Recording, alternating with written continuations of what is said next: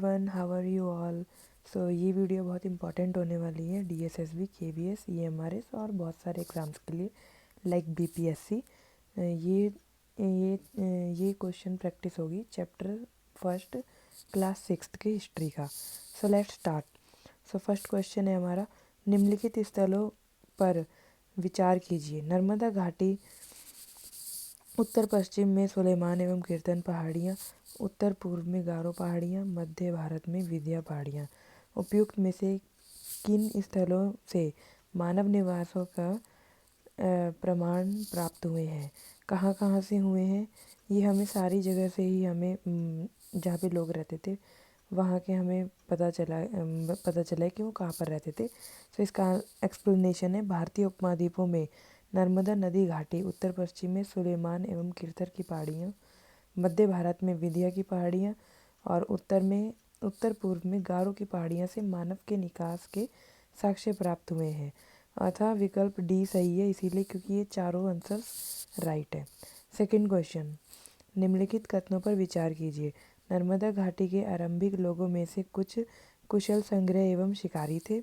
Yes, लगभग 8,000 वर्ष पूर्व सुलेमान एवं कीर्तन पहाड़ियों में रहने वाले स्त्री पुरुषों ने सबसे पहले गेहूं तथा जौ जैसी फसलों को उपजाना आरंभ किया था।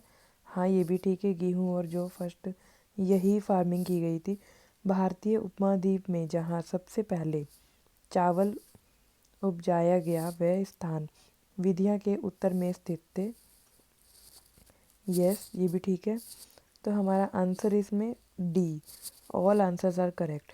लाखों वर्ष पूर्व से ही लोग नर्मदा नदी के तट पर रह रहे थे।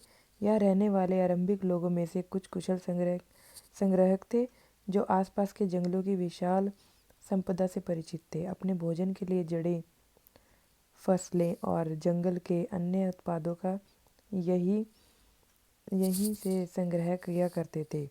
वे जानवरों का शिकार भी करते थे। लगभग 8,000 वर्ष पूर्व सुलेमान और कीर्तन पहाड़ियों में रहने वाले स्त्री एवं पुरुषों ने सबसे पहले गेहूं और जौ जैसी फसलों को उपाजना आरंभ किया। जहां सबसे पहले चावल उपजाया गया वे स्थान विंध्य के उत्तर में स्थित थे। So our third question is, नीचे दिए गए कथन है जिनमें से कथन ए तथा दूसरे का कारण कहा गया है। सो फर्स्ट कथन इज, दक्षिण एशिया को प्रायः उपमहाद्वीप कहा जाता है। एंड रीज़न क्या है? दक्षिण एशिया एक महाद्वीप से छोटा लेकिन विशालता तथा बाकी एशिया से समुद्रों, पहाड़ियों तथा पर्वतों से बटा है। तो इसका आंसर होगा ए, बोथ आर करेक्ट। और इनकी ना एक्सप्लेनेशन भी सही है। सो दक्षिण एशिया एक महाद्वीप से छोटा है, यस, लेकिन विशालता तथा बाकी एशिया से समुद्रों, पहाड़ों तथा पर्वतों से बटे होने के कारण ये प्राय उपमहाद्वीप कहलाया जाता है। सो और फोर्थ क्वेश्चन इस, निम्नलिखित कथनों पर विचार कीजिए। लगभग 4,700 वर्ष पूर्व सिंध तथा इसकी सहायक नदियों के किनारे कुछ आरंभिक नगर फले फूले। यस, ये आंसर ठीक है। और गंगा व इसकी सहायक नदियों के किनारे नगरों का विकास लगभग 2500 वर्ष पूर्व हुआ। सो दोनों आंसर ठीक है। सो इसका आंसर ठीक है, C1 इज आंसर। निम्नलिखित में किस राज्य की स्थापना गंगा एवं इसकी सहायक नदी सोन के मध्य हुआ था? सो मगध राज्य में हुआ था। गंगा के दक्षिण में सहायक नदी सोन के आसपास का क्षेत्र प्राचीन काल में मगध, वर्तमान बिहार नाम से जाना जाता था। इसके शासक बहुत शक्तिशाली थे और उन्होंने एक विशाल राज्य स्थापित किया था। सो क्वेश्चन सिक्स्थ, भारत के समुद्र तटवर्ती इलाके में नगरों के विकास का साक्ष्य प्राप्त होता है। ये होता है 2500 वर्ष पूर्व। अभी यहाँ पे आंसर किया था 2500 वर्ष पूर्व, ये रहा।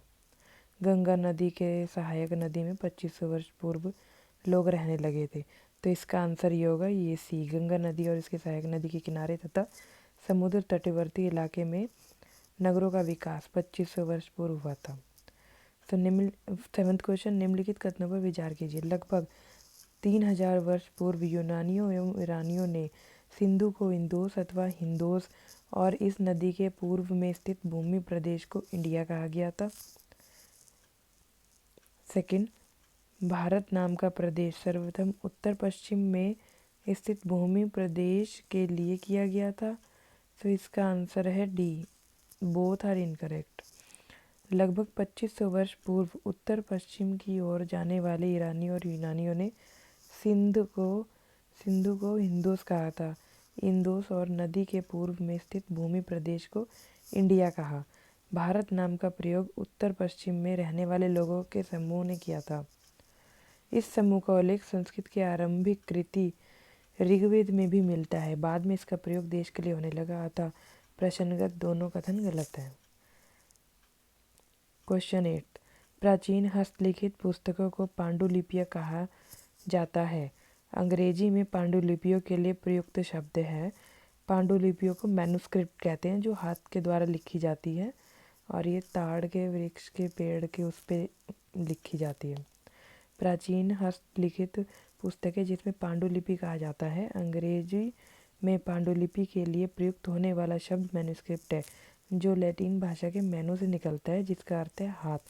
ये पांडुलिपियाँ प्राय ताड़पत्रों और भोजपत्रों पर लिखी जाती है, बाय हैंड्स। क्वेश्चन नंबर 9, निम्नलिखित कथनों में से कौन सा कथन सही है? तिथियों से पहले प्रयुक्त होने वाला शब्द एडी का पूर्ण रूप एनो डोमिनी होता है तथा इसका तात्पर्य ईसा मसीह के जन्म से पूर्व है। सेकंड, तिथियों से पहले प्रयुक्त होने वाले शब्द को BCE का पूर्व रूप बिफोर क्रिस्ट एरा कहते हैं। तो इसका आंसर फर्स्ट ही सही है, ओनली वन स्टेटमेंट ठीक है। तिथियों से पहले प्रयुक्त होने वाले शब्द को AD कहते हैं, एनो डोमिनी, और दो लैटिन शब्द से बना है ये, ईसा मसीह के जन्म से पूर्व। जबकि BCE का पूर्व रूप बिफोर कॉमन एरा होता है। बिफोर कॉमन एरा मतलब before common era means common era से पहले टाइम, जीसस क्राइस्ट से पहले, बर्थ से पहले। क्वेश्चन नंबर 10, निम्नलिखित में से सम्मिलित कीजिए। BC को क्या कहेंगे? BC को बोलेंगे बिफोर क्राइस्ट, और AD को बोलेंगे anno domini, and C1 is BCE। BCE होगा before common era, and CE means common era. तो इसका आंसर ये है। एंड क्वेश्चन नंबर 11, पांडुलिपियों के संदर्भ में निम्नलिखित में से कौन सा कथन सही है? पांडुलिपियां सदैव ताड़पत्र अथवा विंध्य क्षेत्र में उगने वाले भुर्ज नामक पेड़ की छाल से विशेष तरीके से तैयार भोजपत्र पर लिखी मिलती हैं। इनमें केवल धार्मिक मान्यताओं एवं व्यवहारों की चर्चा मिलती है। केवल तो होगा ही नहीं, तो सेकंड आंसर होगा नहीं। उसमें कल्चर हर चीज़ के बारे में होता है, धार्मिक और हर चीज़ के बारे में होता था, ओनली धार्मिक ही नहीं होगा। थर्ड वन इज़ प्राय ये पांडुलिपियाँ मंदिरों और विहारों में प्राप्त होती है। इनमें से कोई पांडुलिपियों को कीड़ा ना खा लिया जाए तथा कुछ नष्ट कर दी गई, फिर भी ऐसी कई पांडुलिपियाँ आज भी उपलब्ध हैं। सो इसका आंसर है C, थर्ड एंड फोर्थ। पांडुलिपियाँ प्राय ताड़पत्र अथवा हिमालय क्षेत्र में उगने वाले भुज नामक पेड़ की छाल से विशेष तरीके से तैयार भोजपत्र पर लिखी मिलती है। इन पुस्तकों में धार्मिक मान्यताओं एवं व्यवहारों, राजाओं के जीवन, औषधियों तथा विज्ञान आदि सभी प्रकार के विषय चर्चा मिलती है। इनमें से कई पांडुलिपियों को कीड़ा न खा ले तथा कुछ नष्ट कीड़ों ने खा ली और कुछ नष्ट कर दी गई है, अतः पांडुलिपियों के लिए दिए गए कथन 3-4 सही है। फोर्थ, अशोक के आदेश पर लिखा गया लगभग 2250 वर्ष पुराना अभिलेख वर्तमान अफगानिस्तान के कंधार से प्राप्त हुआ। इस अभिलेख में कौन कौन सी लिपियां भाषाओं का प्रयोग किया गया है? सो इसमें यूज़ किया गया है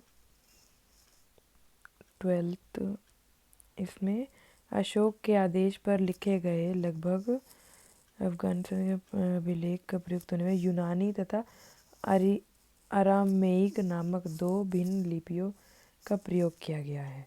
13th क्वेश्चन, अभिलेखों के संदर्भ में निम्नलिखित कथनों पर विचार कीजिए। ऐसे लेख सदैव काष्ठ जैसी कठोर सतहों पर उत्कृष्ट किए गए मिलते हैं। केवल राजाओं तथा रानियों ने ही अपने कार्यों के विवरण उत्कीर्ण कराए हैं। तो बोथ आर इनकरेक्ट। अभिलेखों के संदर्भ में दोनों आंसर रॉन्ग है। अभिलेख पत्थर अथवा धातु जैसी अपेक्षित कठोर सतह पर उत्कीर्ण किए गए हैं, लाइक स्टोन्स हार्ड सरफेस पे थे, और इसमें कभी कभी शासक तथा अन्य लोग, ना कि केवल राजा एंड रानी, अपने आदेशों का इस तरह उत्कीर्ण करते थे। कुछ अन्य प्रकार के अभिलेख भी मिलते हैं जिनमें से राजाओं तथा रानियों सहित अन्य स्त्री पुरुषों ने भी अपने कार्यों का विवरण उत्कीर्ण कराए हैं। क्वेश्चन नंबर 14, पुरातात्विक के संदर्भ में निम्नलिखित में से कौन सा कथन सही है? अतीत में बनी और प्रयोग में लाई गई वस्तु का अध्ययन करने वाला व्यक्ति होता है। ये इमारतों व अवशेषों, चित्रों तथा मूर्तियों का अध्ययन करते हैं। ये औजारों, हथियारों, बर्तनों, आभूषणों तथा सिक्कों के प्रयोग के लिए छानबीन तथा खुदाई भी करते हैं। जानवरों, चिड़ियों तथा मछलियों की हड्डियां भी ढूंढते हैं। जले हुए रूप में बचे अन्न के दानों से लोगों के खान पान की जानकारी प्राप्त करते हैं। सो ये चारों मीन्स ये 5 पॉइंट राइट है, क्योंकि ये सब मिलता है जब वो आर्कियोलॉजिस्ट कुछ भी सर्च करते हैं तो। लाइक पुरातात्विक के संदर्भ में दिए गए उपयुक्त सभी कथन सही हैं। पुरातात्विक अतीत में बनी और प्रयोग में लाई गई वस्तुओं का अध्ययन करने वाला व्यक्ति होता है। पुरातात्विक पत्थर और ईंट से बनी इमारतों के अवशेषों, चित्रों तथा मूर्तियों का अध्ययन करते हैं। वे औजारों, हथियारों, बर्तनों, आभूषणों तथा सिक्कों की प्राप्ति के लिए छानबीन तथा खुदाई भी करते हैं। ये जानवरों, चिड़ियों तथा मछलियों की हड्डियां भी ढूंढते हैं। इससे इन्हें यह जानने में भी मदद मिलती है कि अतीत में लोग क्या खाते थे। जले हुए रूप में बचे हुए अन्न के दानों से लोगों के खान पान की जानकारी की प्राप्ति होती है। सो क्वेश्चन नंबर 15, नीचे दिए गए कथन में से कौन सा सही है? फर्स्ट वन इज, कथन ए, इतिहासकार तथा पुरातात्विक जासूसों की तरह होते हैं। रीज़न, ये सभी स्रोतों का प्रयोग सुराग के रूप में कर अतीत को जानने का प्रयास करते हैं। सो दोनों ठीक है, और इसका कारण का सेकंड ऑप्शन रीजनिंग है, तो दोनों ठीक है। 16, इतिहासकार के संदर्भ में निम्नलिखित कथनों पर विचार कीजिए। पांडुलिपियाँ, अभिलेखों तथा पुरातात्विक से ज्ञात जानकारियों के लिए ये प्राय स्तोत्र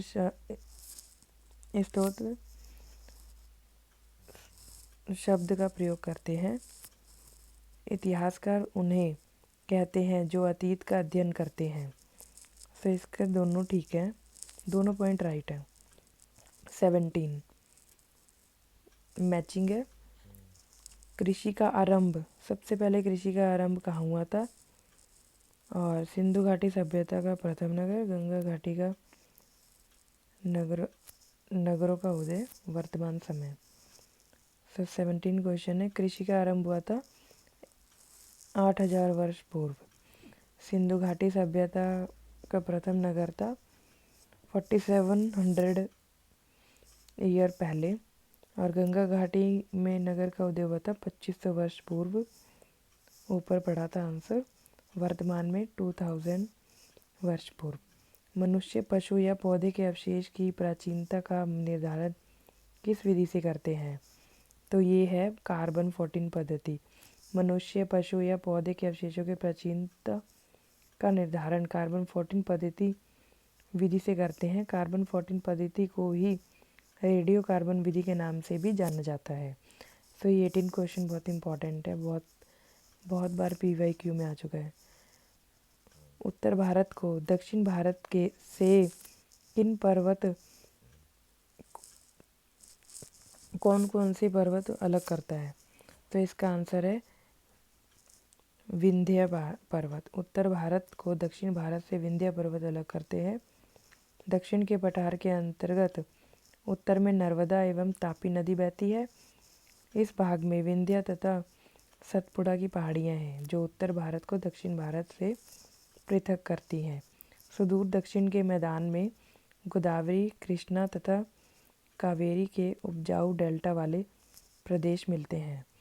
सो 20 क्वेश्चन इज चावल का प्राचीन प्रमाण कहाँ